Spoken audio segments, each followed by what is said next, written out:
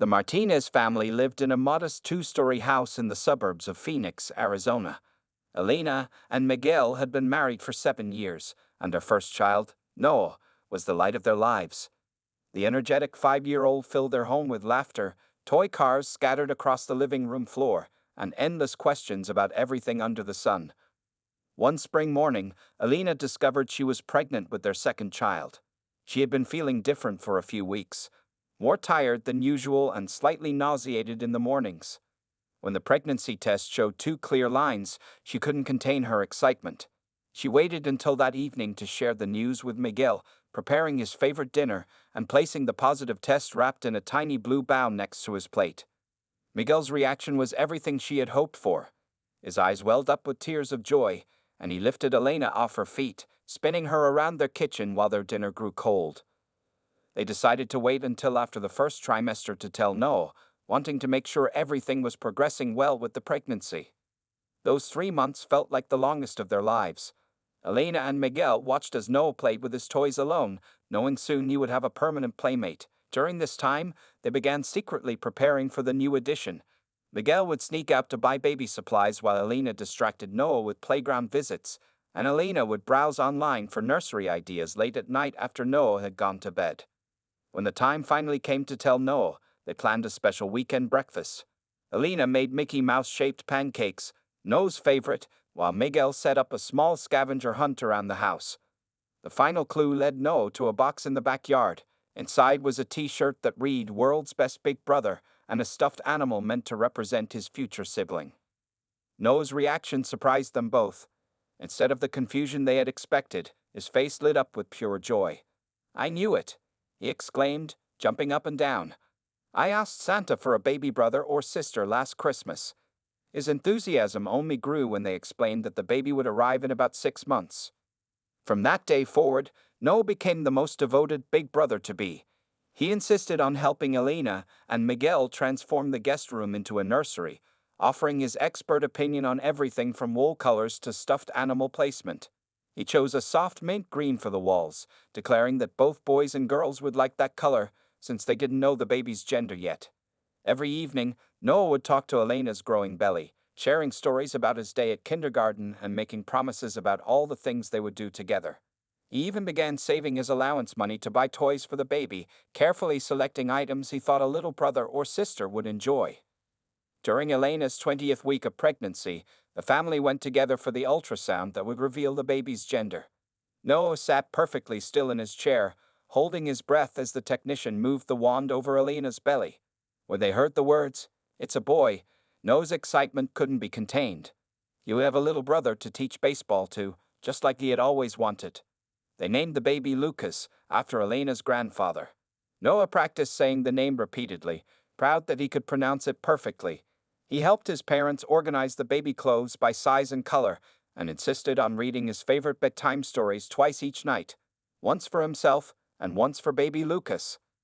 As Elena's pregnancy progressed, the family fell into a rhythm of preparation and anticipation. Miguel worked extra hours at his construction job to save more money, while Elena continued her part-time work as a kindergarten teacher.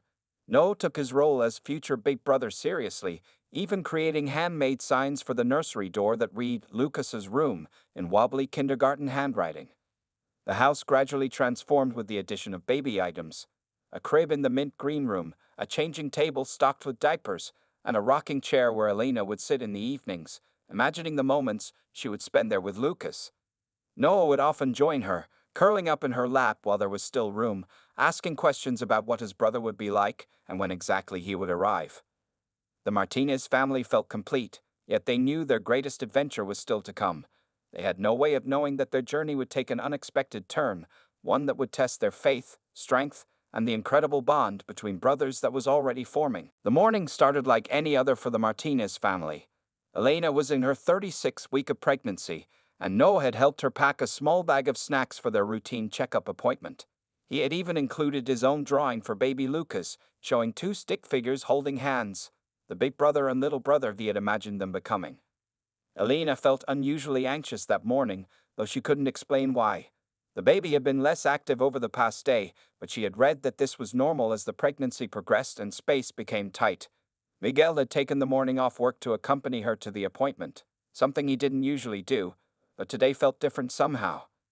In the waiting room, they sat among other expectant mothers, their own excitement mixed with nervous energy.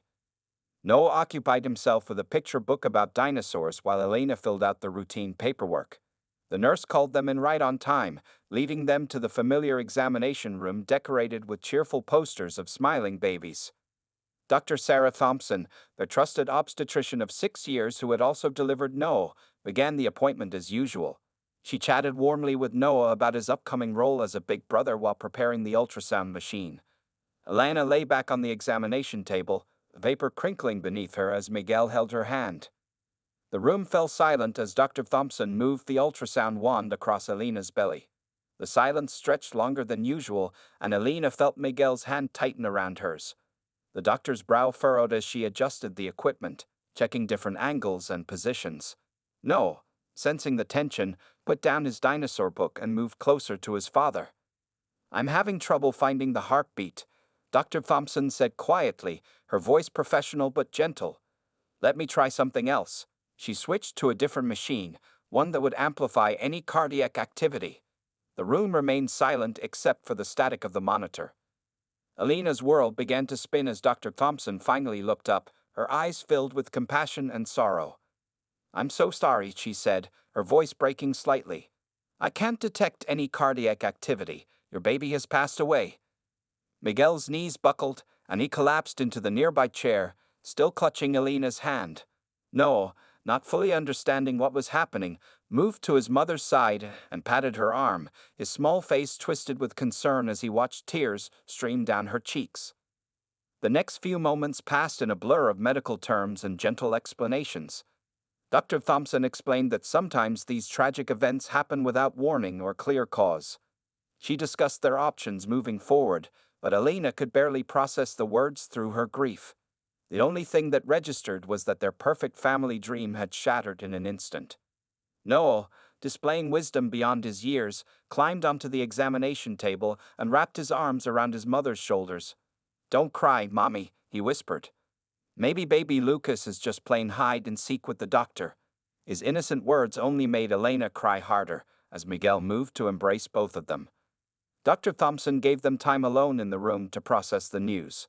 Elena lay there, her hand resting on her belly where Lucas should have been kicking and moving, but now lay still.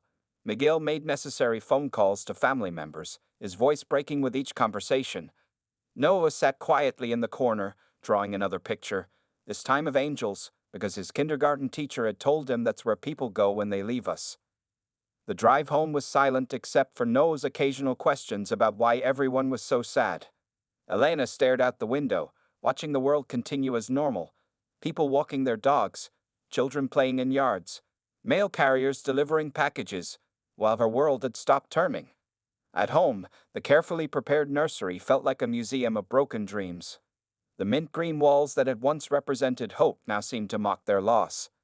Noah's handmade sign still hung on the door, and Elena couldn't bear to look at it. Miguel guided her to their bedroom, where she curled up on their bed, still trying to comprehend how they would move forward from this devastating news. As the afternoon sun cast shadows through their window, the Martinez family faced their darkest hour. They would need to make decisions about what came next, but for now, they simply held each other, their hearts breaking for the little boy who would never come home to his loving family. The Martinez family spent the night in a fog of grief, barely sleeping as they grappled with their devastating loss. The next morning, they returned to the hospital to meet with Dr. Thompson and discuss their options. Noah stayed with his Aunt Maria, who tried to keep him distracted with games and stories, though the usually energetic boy remained unusually quiet. In Dr. Thompson's office, Elena and Miguel sat holding hands as she explained their choices. The doctor's voice was gentle but clear as she outlined two possible paths forward. They could either schedule a C-section or proceed with a natural delivery. Each option carried its own emotional and physical implications. "Many parents in your situation choose to have time with their baby," Dr. Thompson explained, "to say goodbye and create memories that can help with the grieving process."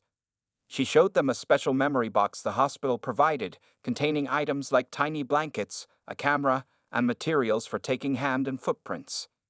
Elena listened silently, tears rolling down her cheeks as she struggled to comprehend making such an impossible decision.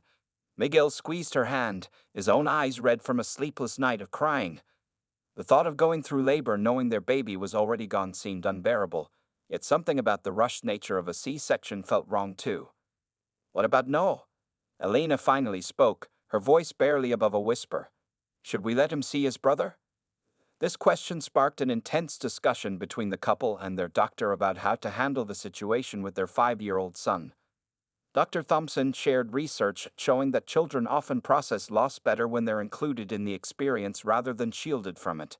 She explained how the hospital's child life specialists could help prepare Noah for meeting his brother and support him through the experience. Alina and Miguel stepped out into the hospital garden to discuss their options privately. The spring flowers were in full bloom, a cruel contrast to the winter in their hearts.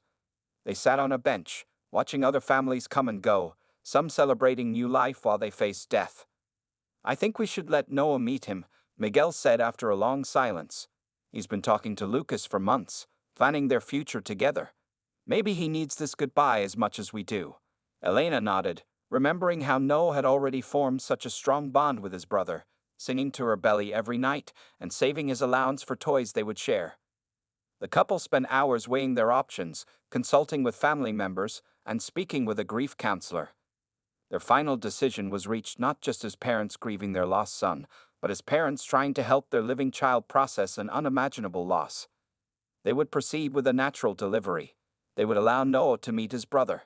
They would create memories, take pictures, and gather keepsakes that might help them all heal. It wasn't the path they had imagined taking, but it felt right in their hearts. The next step was telling Noah. They asked Maria to bring him to the hospital, where they met with a child life specialist named Sarah before talking to them. Sarah helped them find the right words to explain what was happening at a level Noah could understand. In a quiet family room decorated with cheerful paintings, Elena and Miguel sat with Noah between them on a comfortable couch. Remember how we told you that sometimes angels take people to heaven? Elena began, her voice trembling. Baby Lucas has become an angel earlier than we expected. Noah's face scrunched up in confusion. But he didn't come out yet. How can he be an angel? His innocent question broke their hearts all over again.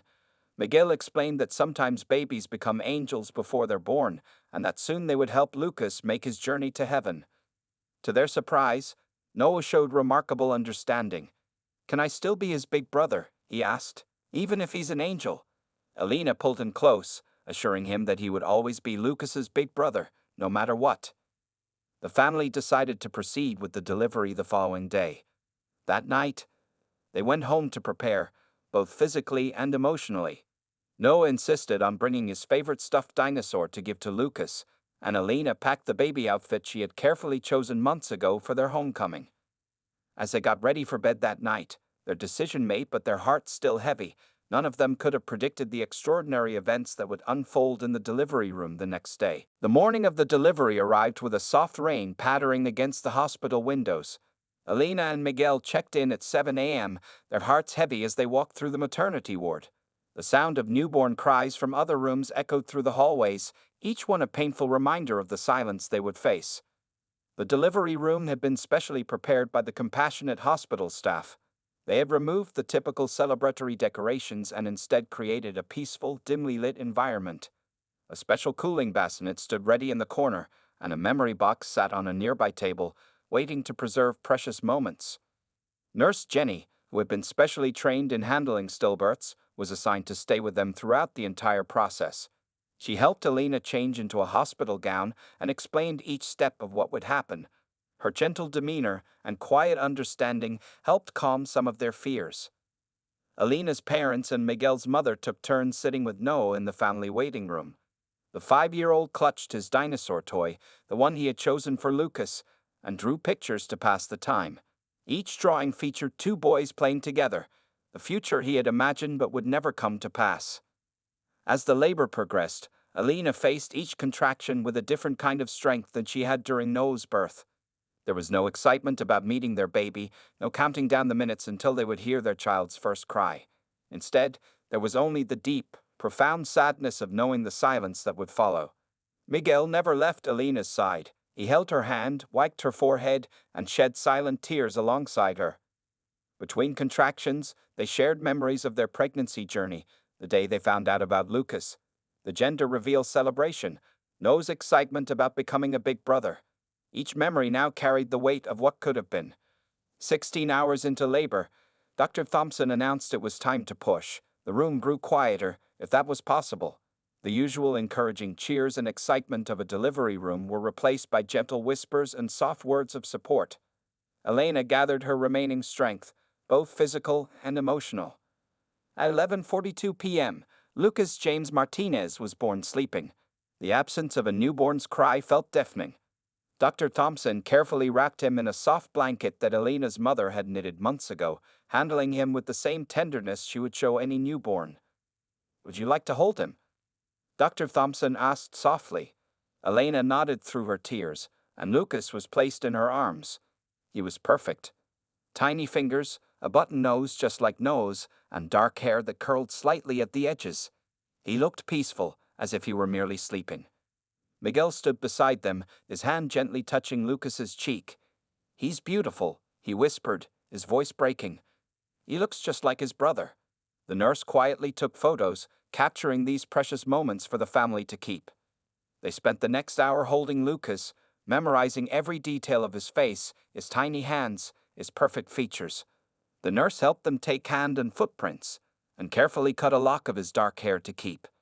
Each item went into the memory box, along with the blanket he was wrapped in and the tiny hat he wore. As dawn approached, they faced another difficult moment. It was time for Noah to meet his brother. The child life specialist had prepared him for what to expect, but nothing could truly ready a 5-year-old for such a moment. Elena and Miguel held their breath as Noah entered the room, clutching his Aunt Maria's hand. The staff had adjusted the room's lighting and temperature to make it as comfortable as possible. The machines had been silenced, and a comfortable chair had been placed next to Elena's bed for Noah. The morning sun was just beginning to peek through the windows, casting a gentle glow across the room. No one could have predicted what would happen next. As Noah approached the bed, his small steps hesitant but determined, he carried with him not just the stuffed dinosaur he had chosen for Lucas, but also an innocent love that would trigger an extraordinary chain of events. The room was about to witness something that would challenge medical science and change the Martinez family forever. But for now, they waited in that silent moment, watching as a big brother prepared to meet his sleeping sibling for what they thought would be the first and last time. Noah stood at the doorway of the hospital room, his small hand firmly gripping his Aunt Maria's as he took in the unfamiliar scene before him. The stuffed dinosaur he brought for Lucas was tucked under his other arm, its green tail dragging slightly on the floor. The room was quiet except for the soft sounds of his mother's gentle crying. Sarah, the child life specialist, knelt beside Noah at his eye level. "Remember what we talked about?" she asked softly. "Your baby brother is sleeping very deeply, but you can still meet him and give him your special gift." Noah nodded solemnly, his usual boundless energy replaced by an understanding beyond his years. Miguel walked over and lifted Noah into his arms, carrying him closer to Elena's bedside. Noah's eyes widened as he caught his first glimpse of the tiny bundle cradled in his mother's arms. Lucas looked so small, wrapped in the pale blue blanket their grandmother had knitted. "Would you like to sit with me and hold him?" Elena asked, her voice trembling slightly. Noah nodded, and Miguel helped him settle carefully beside Elena on the bed. The nurses had arranged pillows to support them, creating a safe space for this precious family moment. With gentle guidance from the nurse, Elena transferred Lucas into Noah's small arms, helping him support the baby's head just as they had practiced with his dolls at home. Noah stared intently at his brother's face, taking in every detail, the tiny nose that matched his own, the delicate eyelashes, the perfect little fingers. "He looks like he's having a good dream," Noah whispered, reaching out to touch Lucas's hand with his finger. The room fell silent, everyone watching this tender moment between brothers. Even the medical staff, who had witnessed countless family gatherings like this, found themselves moved by Noah's innocent observation. Noah shifted slightly, carefully balancing his brother as he reached for the stuffed dinosaur he'd brought. "This is Rex," he explained to Lucas, his voice taking on the special tone he'd used when talking to Elena's belly during the pregnancy. "I saved up 3 whole weeks of allowance to buy him for you. He keeps bad dreams away." Elena and Miguel exchanged glances, their hearts breaking anew at their son's thoughtfulness. The nurse quietly took photos, capturing these precious moments for the family to remember. Noah seemed completely at ease, treating this moment as the natural meeting he'd been waiting for all these months. "Can I sing him the song?" Noah asked, looking up at his parents. He'd been practicing a lullaby for months, determined to be the one to sing his brother to sleep each night. Elena nodded, unable to speak through her tears, while Miguel squeezed her hand supportively. Noah began to sing softly, his clear young voice carrying the tender melody of "You Are My Sunshine," the same song Elena had sung to him as a baby. His pronunciation wasn't perfect, and he stumbled over some of the words, but the love in his voice was unmistakable. As Noah sang, something in the room's atmosphere seemed to shift. The medical staff, who had been discreetly monitoring from a distance, noticed a subtle change they couldn't quite explain. The morning sunlight streaming through the window seemed to grow warmer, and the air felt charged with an inexplicable energy. Noah finished his song and leaned down to place a gentle kiss on his brother's forehead, just as he'd seen his mother do with him countless times. "I love you, Lucas," he whispered, his small face close to his brother's. "I'm your big brother, and I'll always protect you." What happened next would be etched in the memories of everyone present in that room forever. As Noah pulled back from his brother, his eyes suddenly widened, and he froze in place. The medical staff would later report that the monitor they had left attached out of protocol began to show an impossible reading. The room held its breath as Noah stared intently at his brother's face. His next words would shatter the solemn silence and set in motion a chain of events that would defy medical explanation. What started as a tragic goodbye was about to transform into something else entirely, something that would challenge everything the medical staff thought they knew about life, death, and the power of a brother's love. No one in the room was prepared for what Noah would say next, or for the miraculous events that would follow. Time seemed to stand still in the hospital room as Noah suddenly exclaimed, "Mommy, Lucas moved." The adults in the room exchanged sad, knowing glances, assuming it was just a child's hopeful imagination. But Noah's face showed complete certainty as he held his brother. "His finger. It moved when I was singing," Noah insisted, his voice rising with excitement. Elena gently tried to explain that sometimes our eyes can play tricks on us when we really want to see something, but Noah wouldn't be deterred. He started singing his lullaby again, this time watching Lucas's tiny hand intently. The room fell silent except for Noah's sweet, clear voice carrying the familiar melody. Dr. Thompson, who had just entered for a final check, paused in the doorway, not wanting to interrupt the tender moment. The morning sunlight streamed through the window, casting a warm glow over the two brothers. Then it happened. As Noah reached the chorus of "You Are My Sunshine," Lucas's tiny finger twitched. This time, everyone saw it. Dr. Thompson rushed forward, her experienced eyes fixed on the baby. The movement came again, stronger this time, and then something that seemed impossible, a small, barely audible whimper. "Code Blue. Pediatric team to room 304 stat." Dr. Thompson's voice cut through the stunned silence. The room erupted into controlled chaos as medical staff rushed in, bringing equipment and speaking in urgent, professional tones. Elena and Miguel sat frozen, unable to process what was happening. Noah, surprisingly calm amid the commotion, kept singing to his brother. His voice seemed to steady everyone in the room, creating a strange pocket of peace in the midst of the emergency response. As he sang, Lucas's movements became more pronounced. A flutter of eyelids, another tiny cry. The pediatric team arrived with incubation equipment, their faces showing a mix of professional focus and disbelief. Dr. Thompson quickly explained the situation while checking Lucas's vital signs. The monitoring equipment, which had been left attached out of protocol, now showed faint but definite cardiac activity.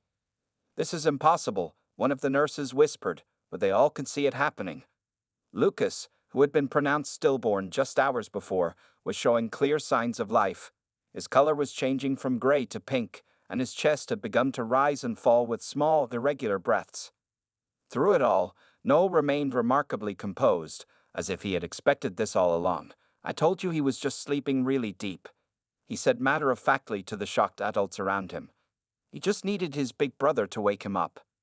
The medical team worked quickly but carefully, checking vital signs and preparing Lucas for immediate transfer to the neonatal intensive care unit. They were operating in uncharted territory. Nothing in their medical training had prepared them for a situation like this. Elena and Miguel clung to each other, tears streaming down their faces as they watched their younger son show more and more signs of life. The impossible was unfolding before their eyes, transforming their deepest grief into cautious hope. As the team prepared to move Lucas to the NICU, Noah spoke up again. "Can I keep singing to him?" he asked. The medical staff exchanged glances, then Dr. Thompson nodded. They worked around Noah's soft singing, his young voice providing a soundtrack to what would later be described as a medical miracle. Just before they took Lucas away, he made his strongest sound yet, a clear, distinct cry that echoed through the room. The sound that had been missing at his birth finally rang out, causing everyone present to freeze momentarily in awe. It was the cry they had thought they would never hear. Noah beamed with pride. "See? He just wanted to hear his special song," he declared confidently. The innocence of his statement brought tears to the eyes of even the most experienced medical professionals in the room. As Lucas was carefully transferred to a transport incubator, Dr. Thompson turned to Alana and Miguel. "I can't explain this," she said honestly, "but your son is fighting. We're going to do everything we can to support that fight." The family watched as Lucas was wheeled out, a team of medical professionals surrounding him. Noah waved to his brother, still clutching the dinosaur toy he brought. "Don't worry," he called after them, "I'll sing to you again later." In the quiet that followed, the Martinez family held each other close, their hearts filled with a desperate hope they hadn't dared to feel just moments before. They didn't know what the next hours would bring, but they had just witnessed something that defied medical explanation, the power of a brother's love bringing life back to the seemingly lifeless. The neonatal intensive care unit burst into immediate action as Lucas was wheeled through its doors. Dr. Sarah Thompson had called ahead, and a specialized team was already waiting. The staff, though highly experienced with critical newborns. Dr. James Chen, the head of neonatal medicine, took charge of Lucas's care. Medical equipment beeped urgently as they transferred the tiny baby from the transport incubator to a specialized warming bed.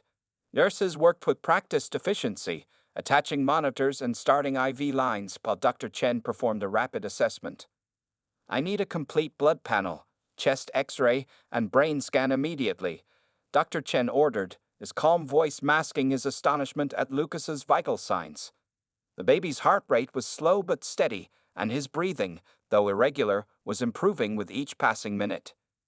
Down in the delivery room, Elena was being prepared for transfer to the maternal recovery unit. She refused to rest until she knew more about Lucas's condition. Miguel split his attention between his wife and Noah, who kept asking when he could sing to his brother again. The 5-year-old remained remarkably composed, as if he had known all along that Lucas would wake up. Back in the NICU, the medical team worked tirelessly. Specialists from different departments were called in: pediatric cardiology, neurology, and respiratory therapy. Each expert brought their knowledge to bear on the mysterious case of the baby who had returned to life. "His oxygen levels are rising," announced Sarah, one of the NICU nurses, her voice filled with cautious optimism. The numbers on the monitors continued to improve, defying medical expectations with each passing moment. Lucas's skin had now turned a healthy pink, and his cries, though weak, were becoming more regular. Dr. Chen ordered additional tests, determined to understand what had happened. "We need to document everything," he instructed the team. "This case could change our understanding of infant resuscitation protocols." The medical staff moved with purpose, collecting data and carefully noting every observation. Elena was finally wheeled into the NICU 2 hours later, Miguel and Noah walking beside her. They found Lucas surrounded by medical equipment, but his small chest rising and falling steadily under the warming lights. Noah immediately noticed the stuffed dinosaur he brought. One of the nurses had placed it next to Lucas's incubator. "The next 24 hours will be critical," Dr. Chen explained to the family. "But I have to tell you, his responses are growing stronger by the hour. It's unlike anything I've seen in my 20 years of practice." He showed them the brain scan results, pointing out signs of normal activity where there should have been none. Noah tugged at Dr. Chen's white coat. "Can I sing to him again?" he asked. The doctor looked at the monitors, then nodded. As Noah's clear voice filled the NICU with the familiar lullaby, the medical staff watched in amazement as Lucas's vital signs strengthened even further. Teams of specialists cycled through the NICU throughout the day, each conducting their own examinations and tests. They were searching for any explanation for Lucas's remarkable revival. The case was already being discussed in hushed, excited tones throughout the hospital. By evening, Lucas had been upgraded from critical to stable condition. He was breathing on his own with just minimal oxygen support, and his heart rate had stabilized to normal newborn ranges. The medical team remained cautiously optimistic, but still vigilant, knowing these first days would be crucial. Elena and Miguel were given a private room next to the NICU, allowing them to be close to both their sons. Noah refused to leave the hospital, insisting on staying near his brother. The staff set up a small cot for him, breaking usual protocol but understanding the unique bond between the brothers. As night fell, Dr. Thompson and Dr. Chen met with other specialists to review the day's events. They pored over test results and medical readings, seeking scientific explanations for what they had witnessed. The meeting lasted hours, but they couldn't find any medical precedent for Lucas's case. Sometimes, Dr. Thompson finally said, "Medicine has to accept that there are things we can't fully explain. What matters is that baby Lucas is fighting, and somehow, his brother's voice seems to be helping him fight harder." The medical team agreed to continue their round-the-clock care while documenting every aspect of Lucas's recovery. They knew this case would be studied for years to come, potentially changing their understanding of infant development and the mysteries of life itself. As the hospital settled into its nighttime routine, Noah's soft singing could still be heard in the NICU, his voice carrying the love and determination that had brought his brother back against all odds. 10 years had passed since that miraculous day in the hospital. Lucas and Noah Martinez, now 15 and 10 years old respectively, sat on their backyard swing set, sharing a package of cookies as they watched the sunset. The bond between them remained as strong as ever, though few outside their family knew the extraordinary story of how it began. The days following Lucas's revival had been filled with careful monitoring and cautious hope. Each day brought new improvements, defying medical expectations. After 2 weeks in the NICU, Lucas was finally strong enough to go home. The medical staff bid an emotional farewell to the family that had taught them to believe in miracles. Dr. Thompson and Dr. Chen co-authored a paper about Lucas's case for several medical journals. While they included all the technical details and test results, they couldn't fully explain the science behind what had happened. The case became known in medical circles as the miracle of the brother's voice and was studied by medical students around the world. Noah had taken his role as big brother seriously from that day forward. He insisted on singing the same lullaby to Lucas every night for the first 5 years, believing it would keep his brother safe. Even now, a decade later, Lucas still sometimes asked for their song when he was feeling sick or scared. The Martinez family had moved to a bigger house in the same neighborhood, but they kept the mint green nursery furniture as a reminder of their journey. The stuffed dinosaur that Noah had brought to the hospital held a place of honor on Lucas's bed, worn with age but still cherished. Both boys grew up to be active and healthy. Noah excelled in baseball and took great pride in teaching Lucas how to pitch. Lucas, though younger, showed a natural talent for music, perhaps influenced by the songs that had called him back to life. He learned to play guitar and often accompanied Noah's singing during family gatherings. Elena and Miguel watched their sons grow with a special kind of gratitude, never taking a single moment for granted. They had framed the first family photo taken in the NICU, Noah singing to his baby brother while surrounded by medical equipment, and it hung prominently in their living room. The brothers shared an unusually close relationship that sometimes puzzled their friends. They seemed to have their own language, communicating with just looks and gestures. When Lucas was nervous about his first day of school, Noah simply hummed their special song, and his brother's anxiety melted away. The medical community continued to monitor Lucas's development, but found nothing unusual except his extraordinary beginning. He hit all his developmental milestones normally, excelled in school, and showed no lasting effects from his unusual start in life. The only remarkable thing about him was his deep connection to his brother. On the anniversary of Lucas's birth each year, the Martinez family returned to the hospital to visit the NICU staff. Many of the nurses who had been there that day had stayed in touch, considering themselves part of the miracle they had witnessed. The brothers always brought cookies. Noah's idea when he was 7, and Lucas would play his guitar for the babies in the unit. Dr. Thompson, now nearing retirement, often used the Martinez case to teach new doctors about the mysteries of medicine. Sometimes, she would tell her students, the strongest medicine isn't found in our medical books or supply cabinets. Sometimes it's found in the pure love of a child. As the sun set on this particular evening, Lucas turned to his brother. "Tell me again about that day," he asked, though he heard the story countless times. Noah smiled, remembering how natural it had felt to him as a 5-year-old, singing to his silent brother until he wasn't silent anymore. "I just knew you needed your big brother," Noah said simply, "and I knew you liked our song." Lucas nodded, absently humming the familiar tune that had brought him back to life. The brothers sat in comfortable silence, watching the stars appear in the darkening sky. Their story had become more than just a medical miracle.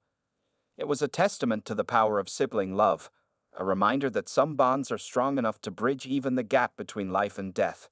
In their community, the Martinez brothers became living proof that love, especially the pure, unconditional love of a child, could work wonders that science couldn't explain. As night fell, their mother's voice called them in for dinner. The brothers raced each other to the house, their laughter echoing across the yard. They were just regular boys now, but their extraordinary beginning had created a connection that would last a lifetime, reminding everyone who knew their story that sometimes the greatest miracles come from the simplest acts of love.